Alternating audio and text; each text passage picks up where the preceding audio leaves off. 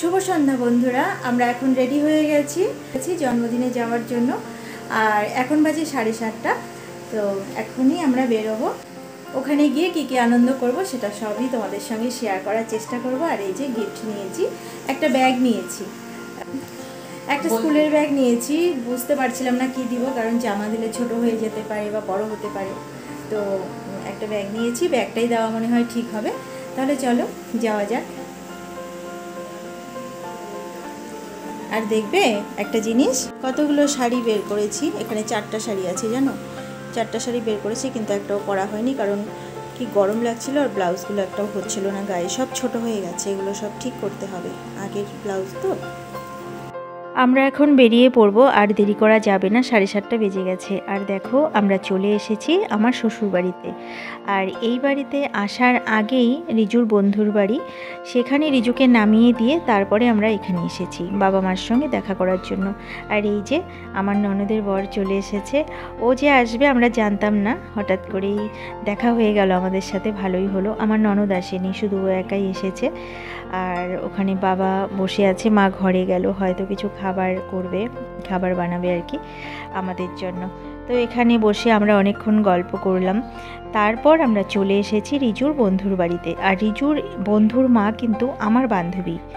যাই হোক, এবার কেকটা তোমাদেরকে একটু দেখিয়ে দিই। দেখো, এটা সবুজ ঘাস বানানো হয়েছে, তার উপরে একটা প্যাট রাখা আছে, তার পাশে একটা বল আছে।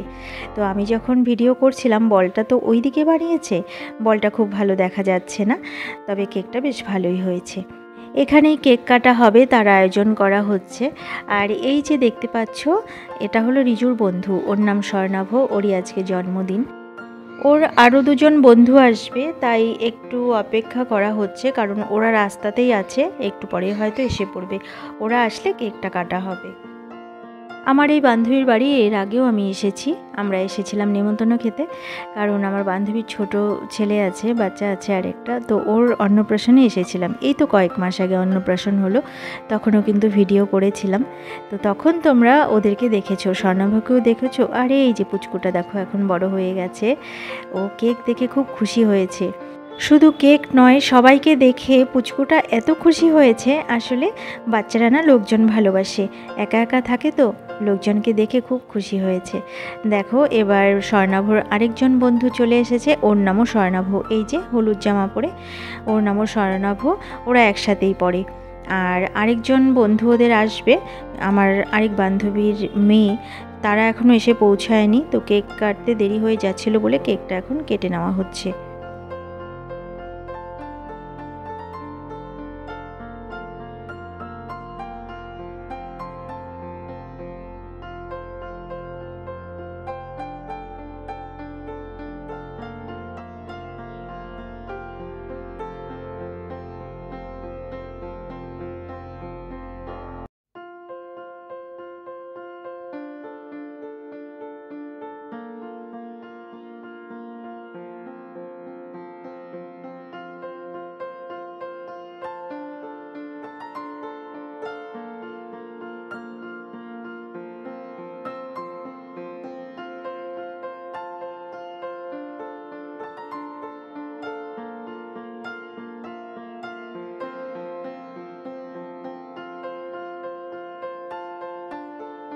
কেক কাটার সময় না খুব আনন্দ হয়েছিল, কিন্তু অরিজিনাল সাউন্ডটা আমি মিউট করে দিয়েছি, কারণ গান বাজছিল তো, কপিরাইটের সমস্যা হতে পারে, তাই আমি মিউট করে দিয়েছি, কিছু করার নেই।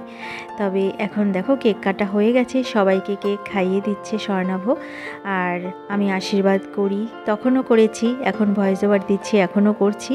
স্বর্ণাভ, তুমি অনেক অনেক ভালো থাকো, খুব বড় হও, খুব ভালো মনের বড় মনের মানুষ হও।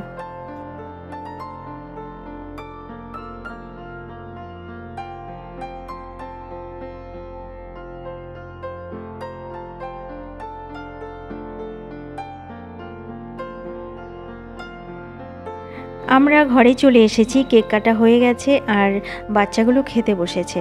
ভাবলাম যে আমরা এখানে বসে একটু গল্প করি, ওদের খাওয়া হোক, তারপর আমরা বসবো। আর এখানে স্বর্ণাভর আরেক বন্ধুর মা বসে আছে, তার সাথেই গল্প করছিলাম। আর তার পেছনে যে বসেছিল আমার সোনা বাবা, আমার বান্ধবীর ছেলে, আর তার হাজবেন্ড, তোমরা তো দেখলে। আর এই ঘরে বসে আছে সবাই, বাকি অন্য সবাই আর কি। ওইদিকে দেখেছো পুচকু বাবাটাকে ভাত খাওয়ানো হচ্ছে, ওর মিমি ওকে ভাত খাওয়াচ্ছে।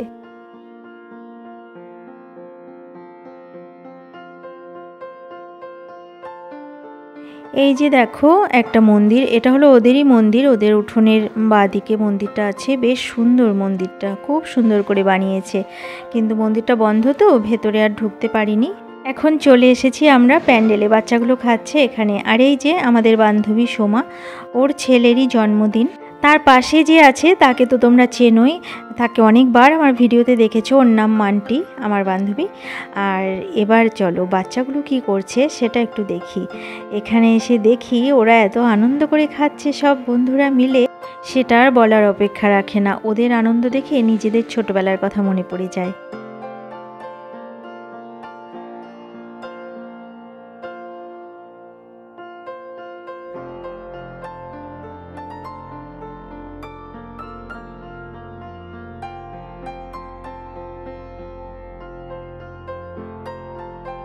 বাচ্চাগুলো এই টেবিলে খাচ্ছে আর তার পাশেই দেখো একটা বিড়াল বসে আছে। আর বিড়ালটা এত সুন্দর, আমি ভিডিও না করে পারলাম না।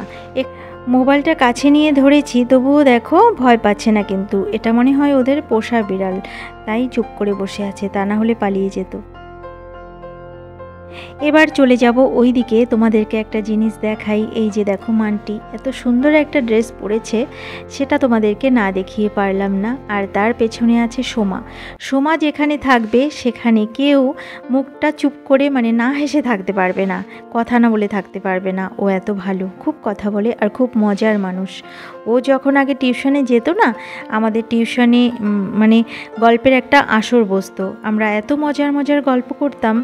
আর কেউ যদি মন খারাপ করে থাকতো বা কারো যদি মন খারাপ থাকে সেখানে, সেটা থাকার উপায় নেই। ও খুব মজার মানুষ। আর এই ঘরে দেখো বাচ্চাগুলো গল্প করছিল, আর আমার ছেলে ওই চেয়ারে বসে ঘুরছে আর সবাইকে ভূতের গল্প শোনাচ্ছে। ভূত কিন্তু নিজেও ভয় পায়, মানে ভূতের গল্পে কিন্তু নিজেও ভয় পায় শুনে, আবার ওদের কাছে কিন্তু ভূতের গল্পই করছে।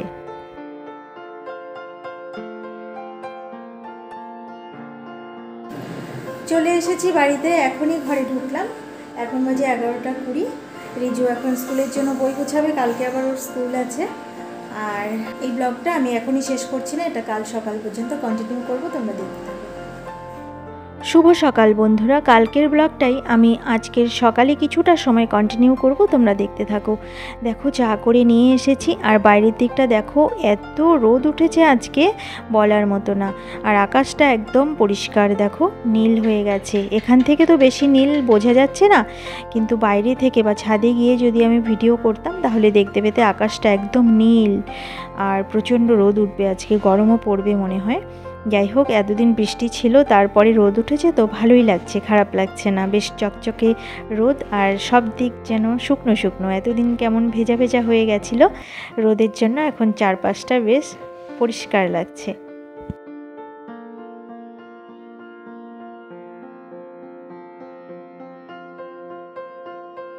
অনেকক্ষণ বাইরের দিকটা দেখলাম, এবার চাটা খেয়ে নেব। চা খেয়ে নিয়ে তারপরে চলে যাব রান্নাঘরে রান্না করতে।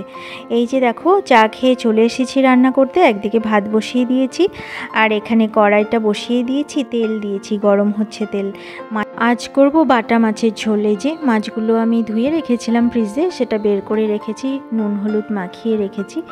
আর এই যে তেলটা গরম হয়েছে, এবার আমি মাছটা ভেজে নেব। আজ সকাল থেকেই কিন্তু প্রচণ্ড গরম, ভেবেছি তাড়াতাড়ি করে যা রান্না করার রান্নাটা শেষ করে তারপরে ওইদিকে যাব। রান্না যদি শেষ না করে একবার ওইদিকে যাই না, ফ্যানের তলায় বসি, তাহলে আর রান্নাঘরে আসতে ইচ্ছে করে না। আর অফিস যাবে, রান্না তো করতেই হবে, তাই ভাবলাম এখনই চটপট সব রান্না করে নিই। মাছগুলো ভাজা করে আমি নামিয়ে রেখেছি, এবার চটপট করে মাছের ঝোলটা করে নেব। আর বন্ধুরা, আজকের ব্লগটা আমি এখানেই শেষ করছি। আবার অন্য কোনো দিন অন্য কোনো নতুন ব্লগ নিয়ে তোমাদের সামনে হাজির হয়ে যাব। ততক্ষণের জন্য তোমরা ভালো থেকো, সুস্থ থেকো আর হাসি খুশি থেকো।